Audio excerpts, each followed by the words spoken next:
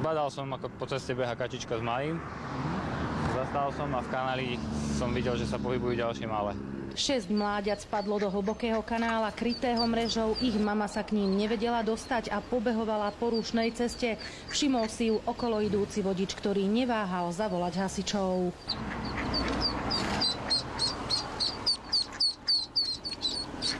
Za mamičkou. Moje, aké si rýchle. Zlaté to je. Upozorňovali odstavenými blikajúcimi autami okolo idúcich vodičov na to, že sa na ceste niečo deje, aby spomalili.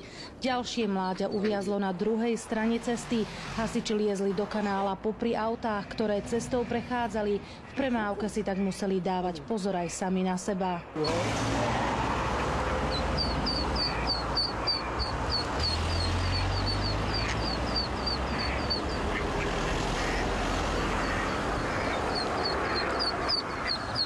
Behala určite aj s malým. Zo 3-krát by ich tu už bolo zrazilo. Kačacia rodina prešla z Hrona cez 2 dvojprúdovky plné aut. Hasiči ich naložili do vaku a odviezli späť k vode. Všetky sa bezpečne vrátili tam, odkiaľ sa vybrali na výlet. Oni pôjdu za ňou.